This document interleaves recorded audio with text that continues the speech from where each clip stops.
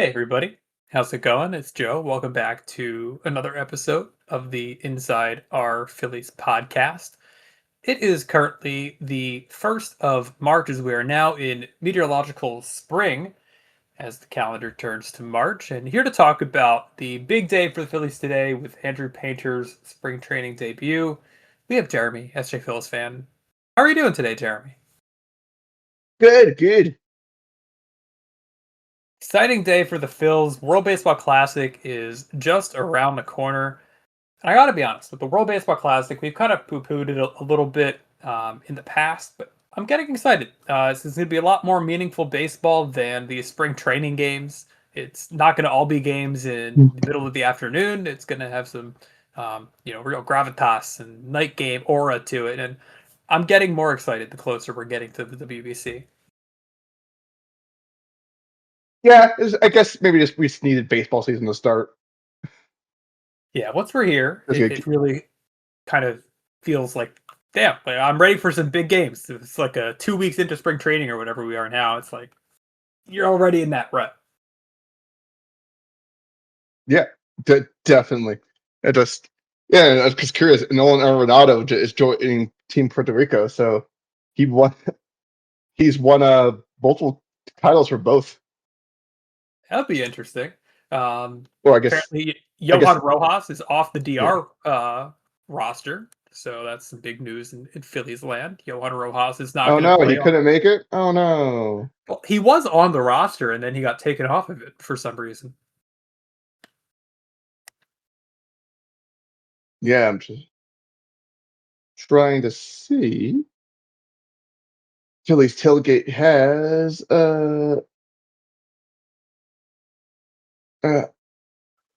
I had nothing. It just says nothing. I don't know.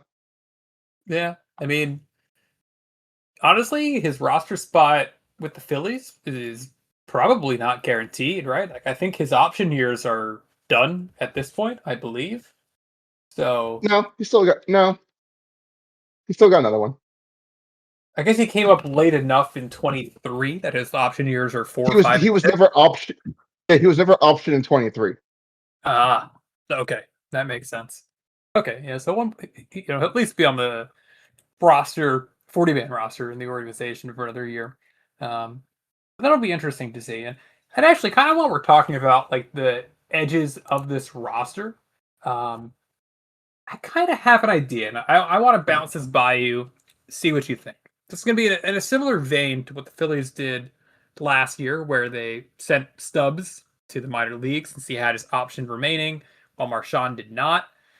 What if the Phillies did the same thing this year with Kemp? Like, I'm not sure if the gap between like Brian De La Cruz or Dylan Moore and Otto Kemp is that big. So what if you did just option Kemp to AAA, give him plenty of at bats there, and then your 25th and 26th spots on the major league team are Brian De La Cruz as your platoon guy in the outfield, and then Dylan Moore kind of as a utility guy off the bench.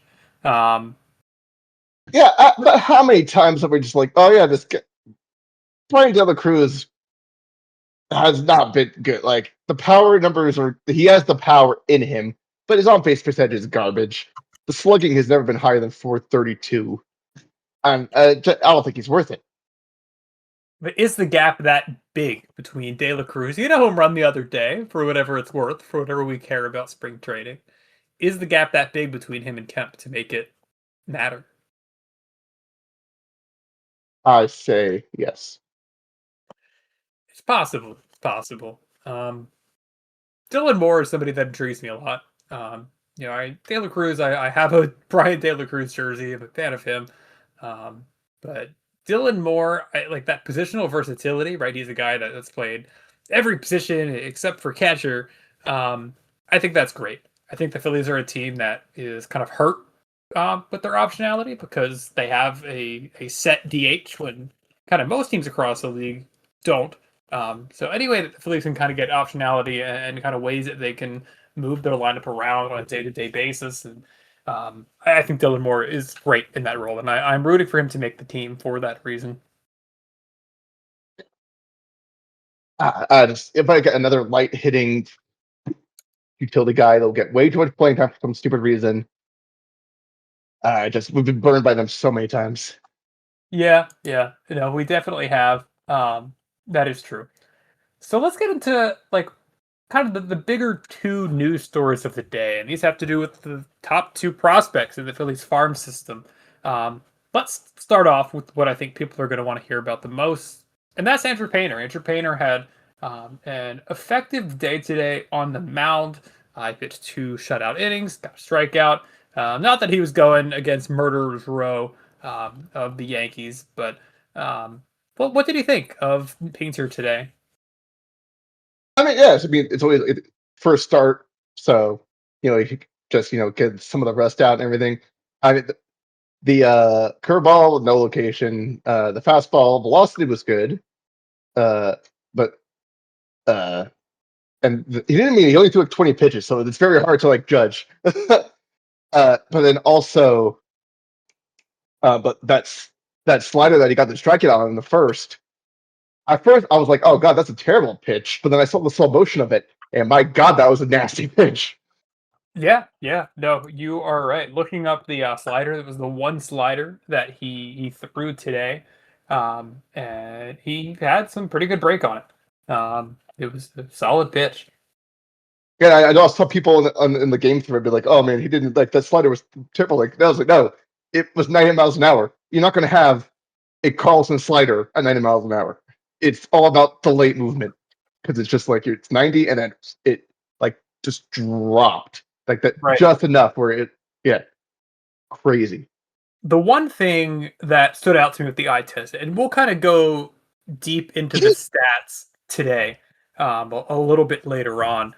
But the one thing that stood out to me with the eye test is that his misses were kind of uncompetitive pitches, and I don't know how big of a deal that is. It's probably going to like tend to make somebody's strikeout rate lower over time because it's putting less pressure on the hitter to really make tough swing decisions. But what's your take on that? Did you notice the same thing, or maybe this is just something that I thought?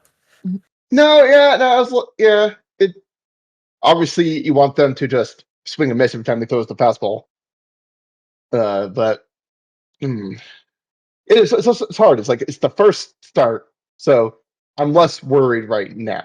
If it's happening by still the end of this, like crap. Yeah, no, that They is weren't getting they weren't getting good swings off of him. they weren't, and I hope that they kind of take him on the road in some of these Grapefruit League games so we can go against some more major league quality players because there weren't that many in the Yankees lineup today that he went up against. Um, But let's get a little bit deeper into the stats, and I think this is kind of where gets a little bit more negative. Because like you, I was super pumped up after watching those 2 innings. I took a little bit of a look at like the induced vertical break he had in the first batter, and I saw his fastball was getting like 18 inches. For those who don't know, induced vertical break is kind of like a pitching nerd stat, IVB. It is pretty much like to the because of the way a fastball spins, it almost looks like it rises when you're at the perspective of a batter. So the higher your induced vertical break is, the more it looks like your fastball is rising or moving, even though it's really not. And this is what leads to swing and misses. This is what leads to poor contact. The higher it looks like your pitches are moving, the better your fastball is in general. And kind of what we saw as the year went on last year is Painter's induced vertical break dropped down in a pretty major way. He was above 17 and a half through May. And then he saw kind of like a pretty steady decline. June 17 inches last year, July 16.4, August 15.4, and then September 14.8. Unfortunately, Andrew Painter's induced vertical break today ended up at 16.5. So that's roughly where he was in July last year in AAA. Um, for those curious, what did Painter's July look like in AAA? It lined up almost perfectly, like I said, with his IVB in that July, where he had a 4.88 ERA, a K per nine a hair above 7, and a WHIP hair above 1.3. in AAA. So before I kind of get more into this pitching nerd stuff, I just want to know what your take is on all of this in general, Jeremy. Yeah, I mean, yeah, you're definitely more in tune with all that. Like, I was like, the heck is IVB? I thought you meant I thought you like typoed that originally at first. Uh, uh, yeah, I mean, it could be, it could be concerning. Uh, but like, again, it's always like the first start. Who knows? Yeah, it's very hard to judge a first spring training start. That's really what it is. Yeah, no, I'm with you. And I think no matter what you're kind of saying and what I'm saying here, sample size is so small, right? I mean, this is 18 pitches for the fastball, 13 four-seam fastballs. Um, so, we're not going to freak out about what one start looked like. Um, but this is what one of the big pitching guys on Twitter, probably some people have heard of him, TJ Stats. His take on Painter today. Painter's velocity was right in line with his 2025 numbers, but it has lagged behind his peak from his pro debut. The shape of his fastball looks depressed too. Now, this is me interjecting. Fastball shape is what a lot of people kind of say is the reason that Painter was not as effective last year as he was prior to Tommy John. So back to TJ. Hopefully, we see its efficacy tick up throughout the spring. TJ, he's one of the guys that kind of makes the Stuff Plus rankings, which is kind of in the same line of OPS Plus, where 100 is average. But in this case, TJ has like the standard deviation as 10. So if you have like a 110, you're one standard deviation above. Andrew Painter's Stuff Plus today had a perfect 100 fastball, a little bit below average.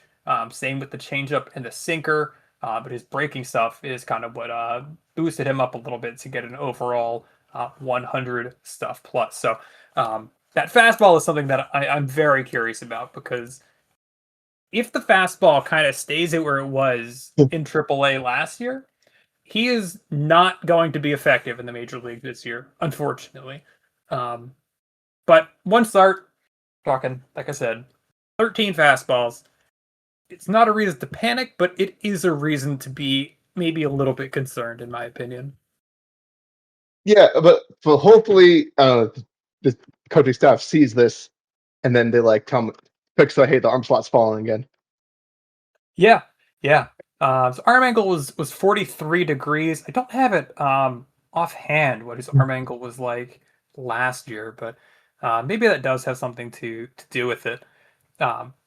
Other thing that was interesting, you sent this over to me, Jeremy, was TJ Stats, his same like kind of write up, his same report on Mick Abel's day today, where he threw 3 innings for the Twins. His Stuff Plus was at 107, so he's almost a full standard deviation above Andrew Painter in the Stuff Plus. And how distraught would you be if Mick Abel turned out to be a better pitcher than Andrew Painter? I mean, it's just a very classic Phillies trade. My Like, my Go ahead. yeah, Fergie Jenkins.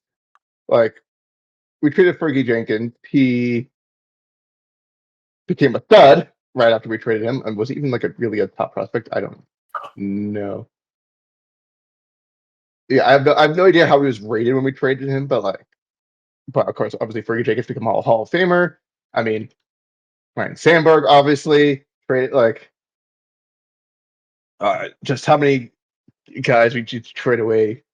But yeah, I feel like the Phillies have the most traded away young guys that become Hall of Famers. It kind of can feel like that at times. Now, I don't think Mick Abel's going to be a Hall of Famer anytime soon, personally, but we'll see what happens. Um, you know, I kind of have to remain optimistic about Andrew Painter.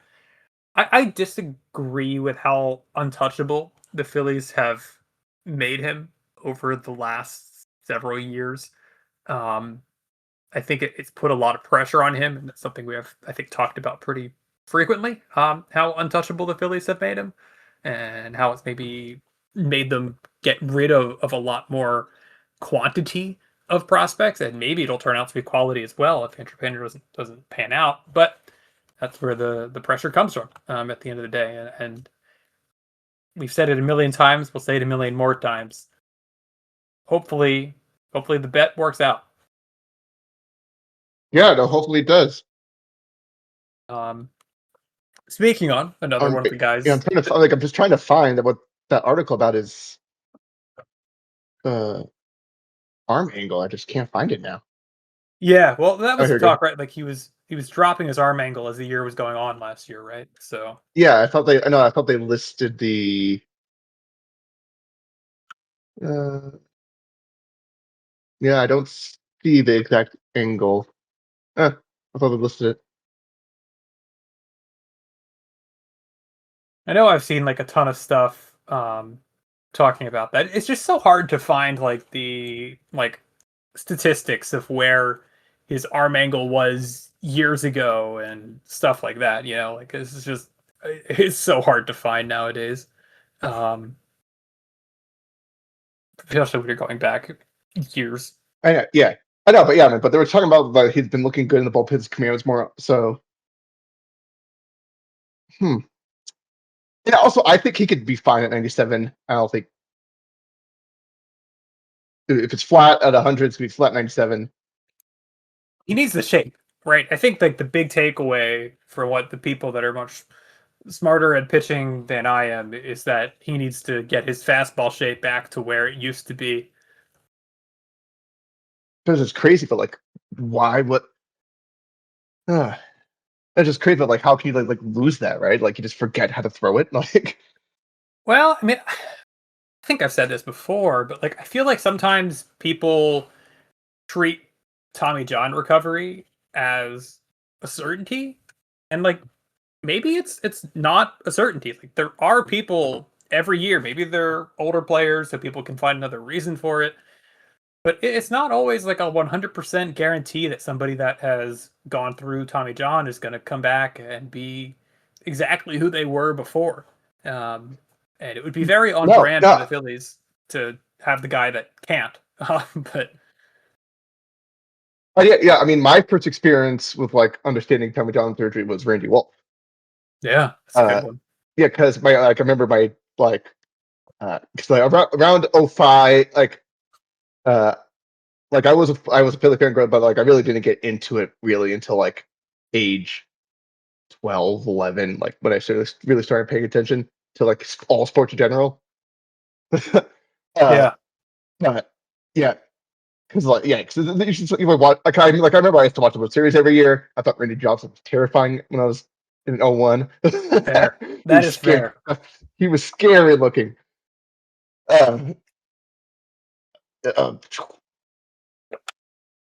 and then, but I was gonna say, oh yeah, no, but yeah. So I remember my dad telling me, like, I just remember him teaching me right what time he's coming back. Oh, he's like the first year he's not going to be that good.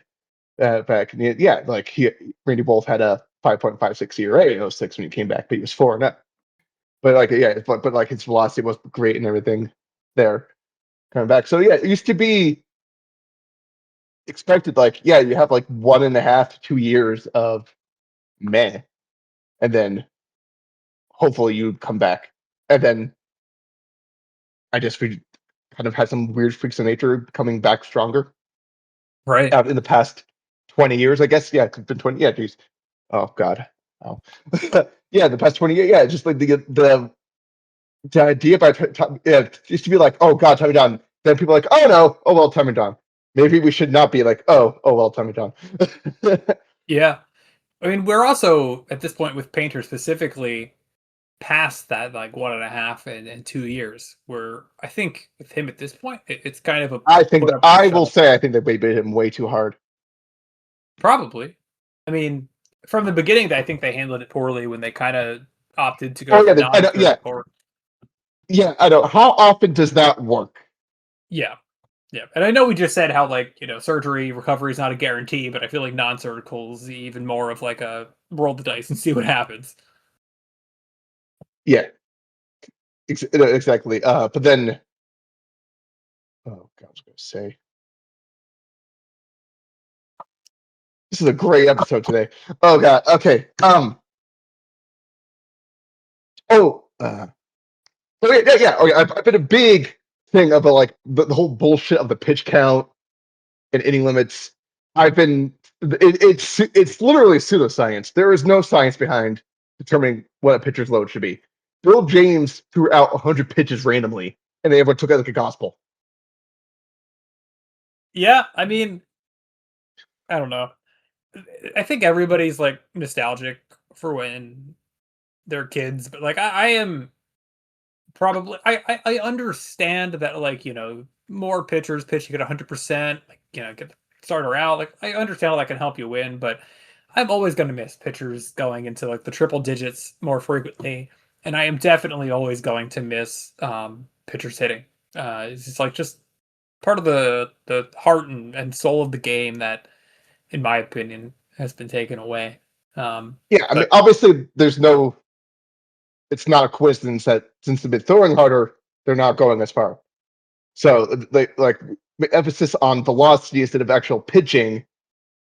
It's it's like the symptom that happens with sometimes with like very popular multiplayer games. You have to make sure you don't uh, balance the fun out of the game, and sure, it just feels like some of the things that have happened over the past 10 years. Like I feel like for example, the shift. We banned the shift because it took the fun out of the game. yeah. I mean, the shift is something I was like a little bit split on. Like I didn't have too strong of an opinion on either way. But with the pitchers, like if you go back this point more than 10 years ago, really. But if you go back 15 years ago, having a 7 inning game in which you allowed 4 runs would be like a pretty common, good enough start. Nowadays, if you allow 4 runs, you're probably not going more than 5 innings, really, because they're going to take you out before the third time through, which if you're trying to win, like it is a real thing. Like I've talked on this podcast before about how I think the Phillies don't properly understand the penalty of the third time through. Um, but it's the sake of optimization. And that's why I think the double hook DH is such a great idea. It kind of fixes both I of these agree. problems a little bit at one time. Yep.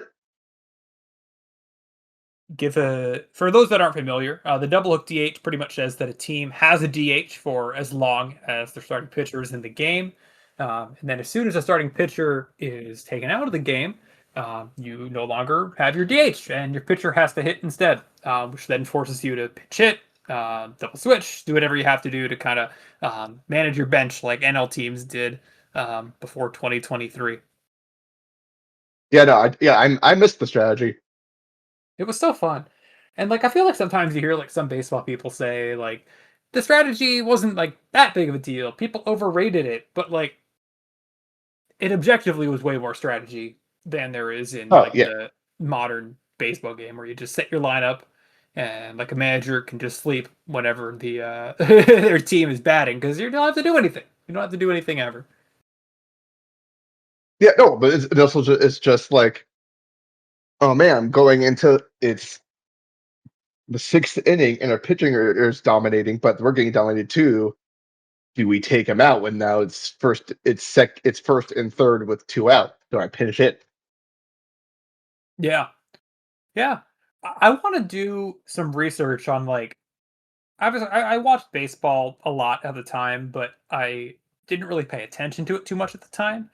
But when you had the Astros move from the National League to the American League, I'm very curious, like kind of what the manager, GM at the time, whoever they were, thought about how they were going to have to change the franchise. According to that, and the manager find it easier to all of a sudden be managing games in the American League.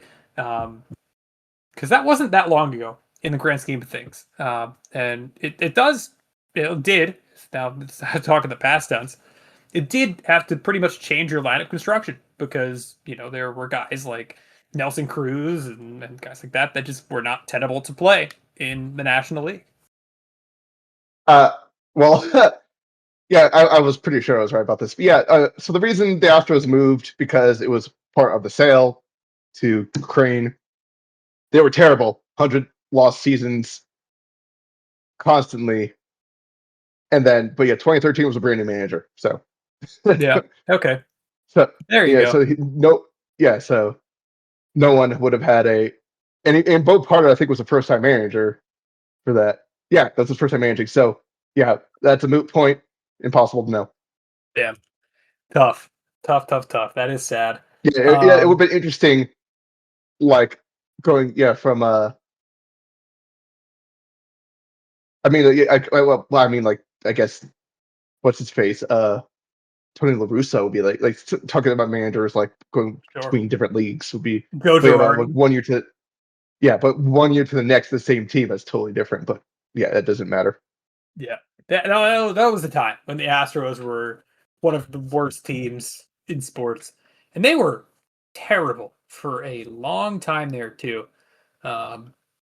Maybe we hope that those days come back soon. Yeah, it was the kind of the previous manager refused to tear down even a little bit, so it all just bottomed out. I mean, when you really think about it, the American League West is like a really stupid division. Like the Astros and the Rangers, like they're not really in the West. Like we can grow up a little bit here. Why is Miami in the East? Oh, they're on the East Coast. They're on the East Coast. If you want to talk about teams in the East in sport, the Braves used to be in the NL West. That's how the Phillies played them in the '93 NLCS. Yeah, no, it is crazy. If you want to talk about like bullshit like divisions across sports, the Cowboys being in the NFC East is ridiculous. That's true. Like it just makes no sense. It makes no sense at all when you think about it.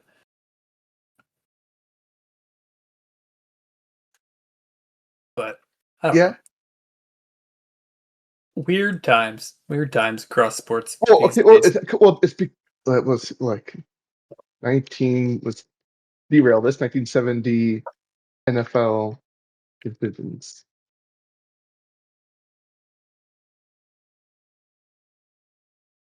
Okay.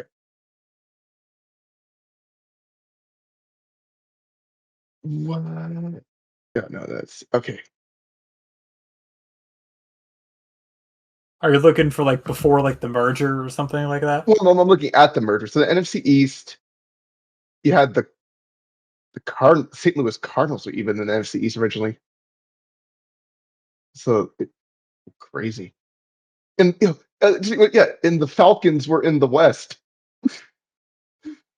It's pretty ridiculous. Pretty ridiculous. People got to understand their geography when it comes to sports a little bit more. Come on.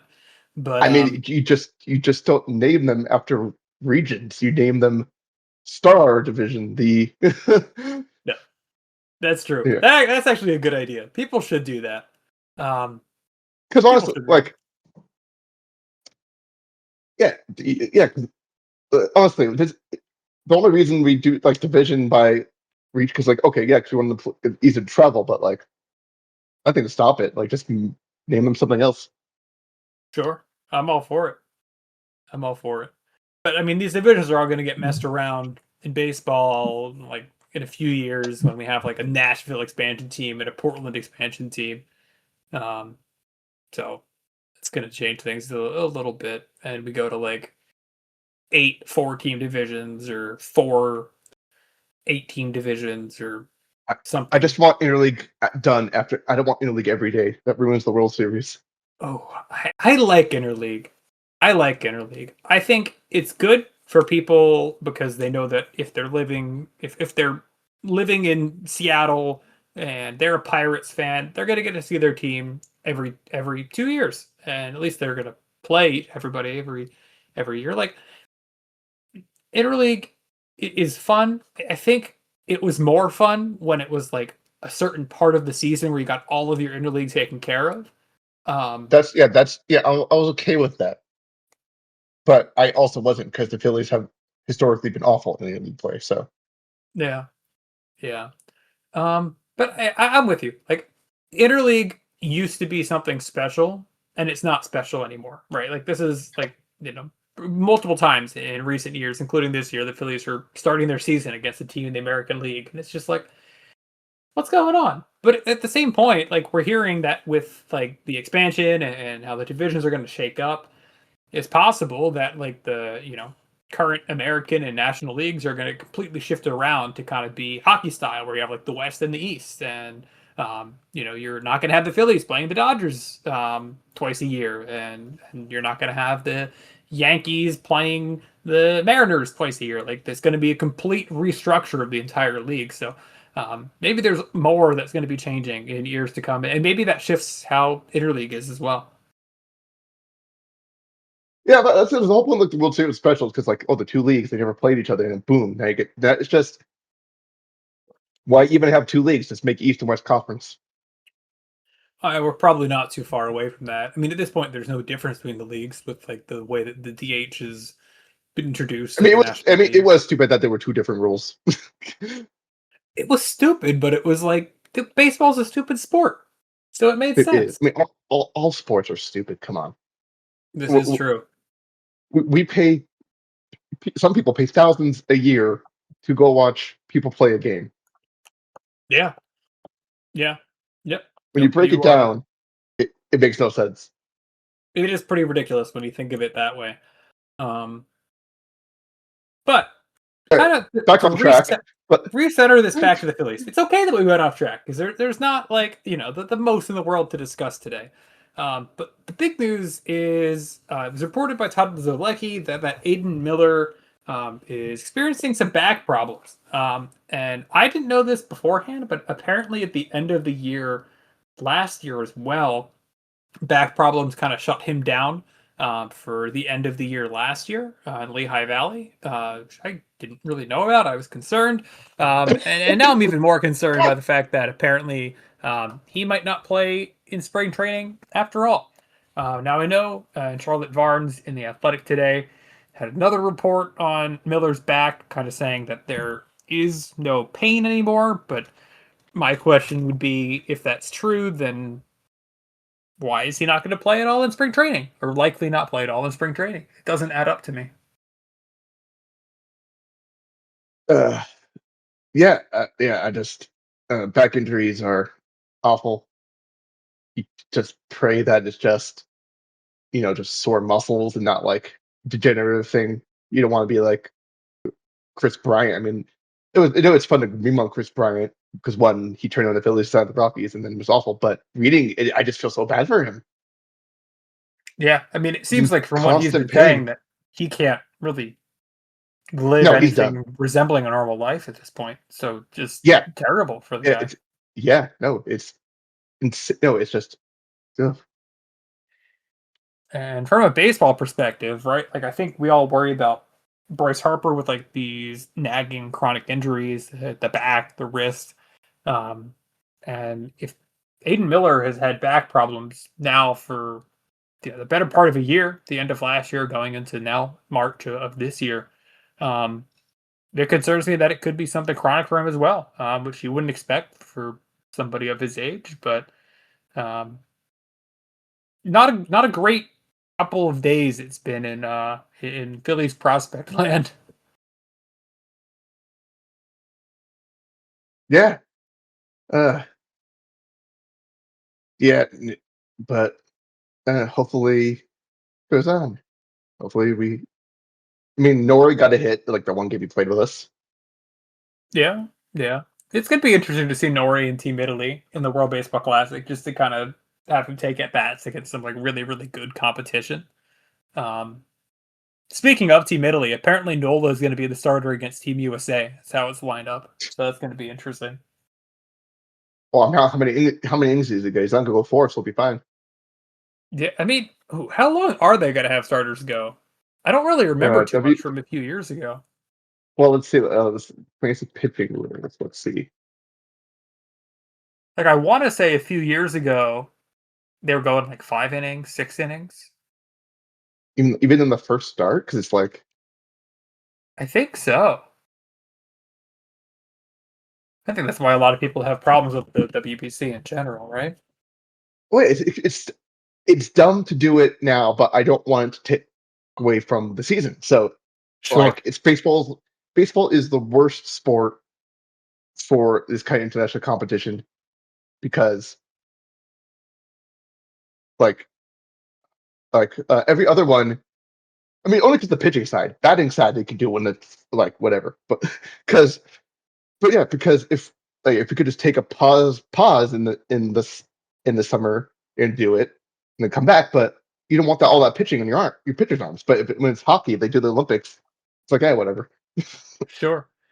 So pulling up the box scores from last World Baseball Classic, the first start that that Team USA had last time was Adam Wainwright going against Vance Worley. Wainwright went 4 innings in that start. Another game super early on, you had Colombia against Mexico. Mexico had Julio Urias on the mound. He went 5. Colombia had Crismat, former Phillies prospect, who went 4.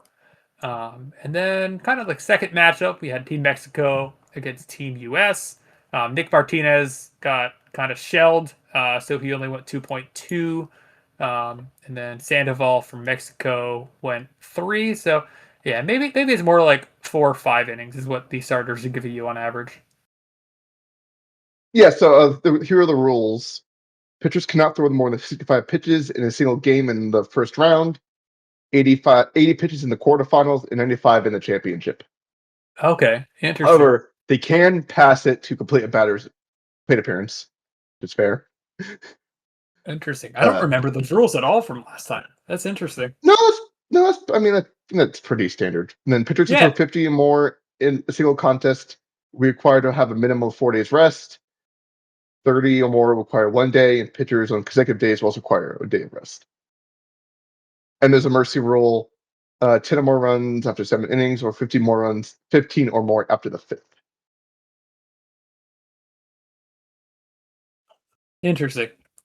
And in the first, it's on the first round of the quarterfinal round will be the mercy rule. It was so abridged, like this last time. You had a quarterfinal game that Cuba played on the 15th of March in Japan, and then in the 19th of March they had to play in Miami. So that's like a crazy time shift in a short time that the Cuban team had to do, and then the Japan team had to do again the 16th to the 20th. That is tough for those guys. Yeah. There's no ABS in the world. And what? That's dumb. Well, also like the steroid rules are completely different. Like the MLB rules don't apply. It's like the anti-doping global agency or something like that. So it's all quite different and quite interesting. Yeah, Javi Baez couldn't play because he got for weed. That's just stupid. Sure. Crazy times. Crazy times. What else do you have that you're thinking? What else are you thinking? Across baseball right now. Anything fun? Connor Griffin is scary. Fair. Fair.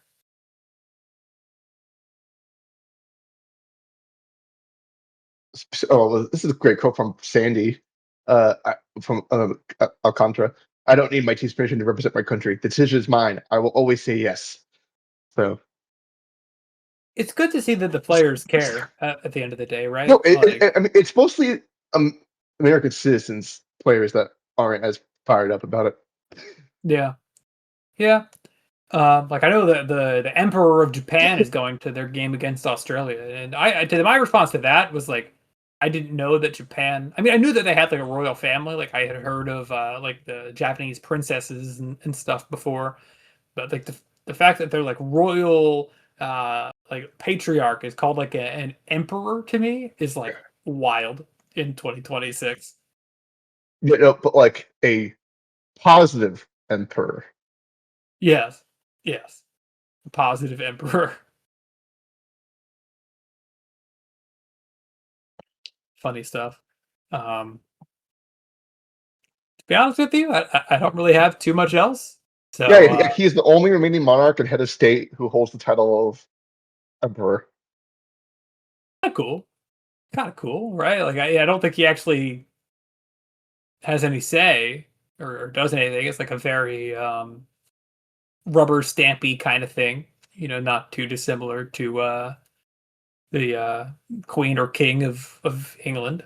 Yeah, he signs laws, but he can't veto them.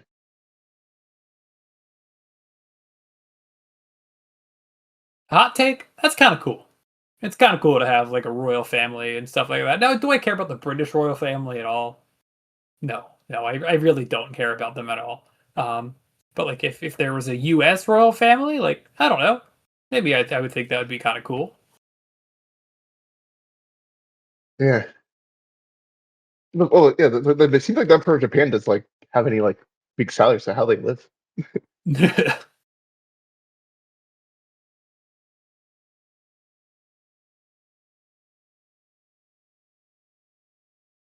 Well, interesting stuff. Interesting Yeah, stuff. yeah, yeah, yeah. All expenses are covered by the states, but that's the thing. I'm like dumb. That is pretty wild. Here's an interesting one for you. This is going kind of related, kind of in a different direction. Yeah, So yeah. At one point, yeah. I mean, the budget for the Emperor last year was 1.5 million. I'll So I take mean, that. I'll yeah, but take to be that. born, is this weird to be born into that? I don't know. It's weird. Like the Japanese economy is in the shitter. The It's a weird yen's use of not money. doing great. Yeah. Yeah. But kind of Japan related, World Baseball Classic related. So going back to the 2017 World Baseball Classic, Team Australia was going against Team China in the Tokyo Dome.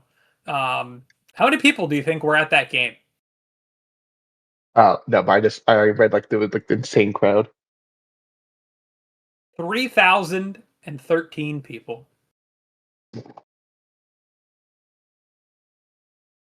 Pretty sad. All the other That's a World Marlins game. Baseball Classic games in that pool, which was like Cuba, Australia, China, and Japan. What team was this? Team Australia and Team China playing in the Tokyo Dome in the 2017 WBC. No, I mean, don't you mean it's Taiwan, not China? No, this is China. What? I thought they weren't even the classic this year. This I'm talking 2017. This is the People's Republic of China Oh, in I missed that part. That's why I got so confused. 2017. Yeah, 3,013 people went to that game in 2017. Crazy. Yeah. I mean, well, what's the do Israel and Australia play? Let's be like 1,000. Well, it depends on where they're playing too. Let's see. Yeah, if it's 2020. yeah. If it's in America, you have a better shot. Yeah, Australia will be playing. They're going to play with Czechia in Tokyo. So Australia and Czechia in Tokyo. That's going to be the game where nobody goes to this year. Yeah.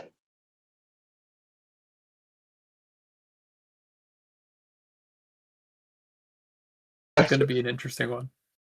Oh, but we face Canada on Wednesday. Okay. The Phillies play Canada on Wednesday. Something tells me. Oh, the Phillies play Canada. Okay, I thought you meant like the Yeah. U.S. is playing Canada. Okay. No. The U.S. on Tuesday plays the Giants. Damn, these guys are really going to The- be leaving pretty soon. The spring training guys that are playing the WBC, they're going to be gone.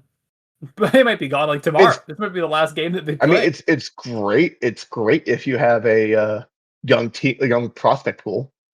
Sure, absolutely. I mean, it would be so fun if we did have like Aidan Miller and stuff, so that we could see them get like this all the playing time in the world and see what he can do. Because, well, I mean, I guess Troy Turner's not going anywhere, but I don't know. I don't know. Anything else they have? We have somehow turned almost nothing into 45 minutes of podcasting, which I'm very proud of us for. Huh. No. All right. Well, I guess with that being said, thank you so much for joining us today, Jeremy. I appreciate it. And thank you everybody that was listening to this. Appreciate you all. We will be back at some point in the next week, I'm sure. And yeah, thank you again, Jeremy. Thank you everybody once again. Talk to you later. Bye.